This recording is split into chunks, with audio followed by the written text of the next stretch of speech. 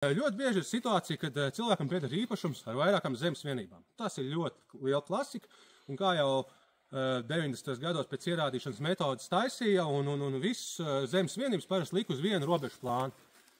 Nu, tad bieži vien ir tā, kad cilvēki pie mums atnāk, un viņi neuzsaka, ka viņiem ir problēma palīdzēt man vajag pārdot īpašumu, bet viņi saka, sameklēt pircēju detēļas laikā, cik man var maksāt, un tā paga.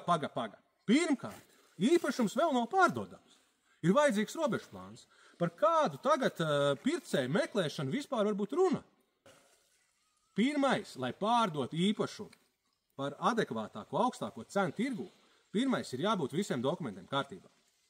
Un tikai tad var runāt par kaut kādu pārdošanu. Parasti cilvēks saka, bet es gribu zināt, cik man šodien maksā, lai es zinātu, vai man taisīt to robežu plānu, apmēram, ja? Bet tad atkal jāņem vērā, tad nav jāmeklē nekāda pircēja. Jūs vēršaties pie mums reāli. Datu slāņi tagad kopš 22. gada, ja nemaldos, ir visa ierobežotās pieejamas informācija par audzēm, viss ir publisks. Tagad slāņi ir pieejami tādi, visi veģetācijas vainagi, reliefi, mitrumi, audžu formulas, viss tā tālāk. Ja?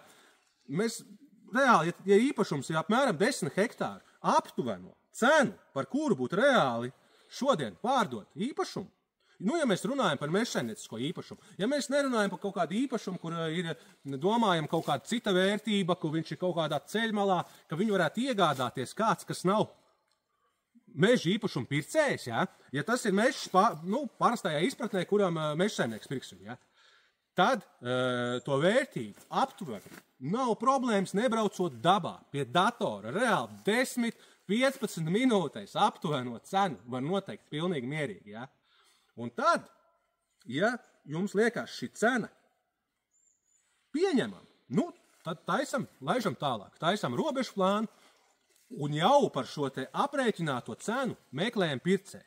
Un tas ir tas mūsu darbs.